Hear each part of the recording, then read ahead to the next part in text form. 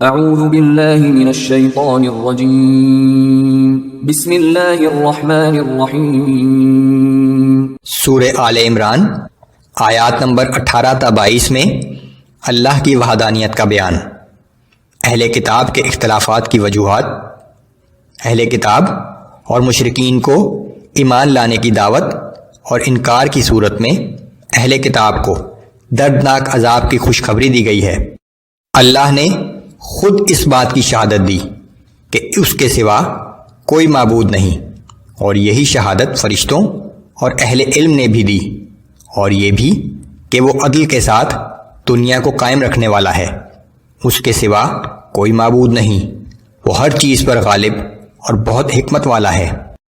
بے شک اللہ کے نزدیک دین تو صرف اسلام ہی ہے، اور اہل کتاب نے اسلام کے بارے میں اصل حقیقت کا علم ہو جانے کے بعد بھی جو اختلاف کیا وہ صرف آپس کی ضد اور حسد کے باعث کیا۔ اور جو لوگ اللہ کی آیتوں کا انکار کرتے ہیں تو وہ یاد رکھیں کہ بے شک اللہ جلد حساب لینے والا ہے۔ اگر پھر بھی یہ لوگ آپ سے جھگڑتے رہیں تو آپ فرما دیجئے کہ میں اور میری پیروی کرنے والے اللہ کی اطاعت و فرما برداری قبول کر چکے ہیں۔ پھر آپ اہل کتاب اور عرب کے امی لوگوں سے دریافت فرمائیے کہ کیا تم بھی اسلام قبول کرتے ہو؟ پھر اگر وہ فرما برداری اختیار کر لیں تو وہ راہ ہدایت پا گئے، اور اگر منہ پھیر لیں تو آپ کے ذمہ تو صرف پیغام پہنچا دینا ہی ہے۔ آگے اللہ خود اپنے بندوں کے معاملات دیکھنے والا ہے۔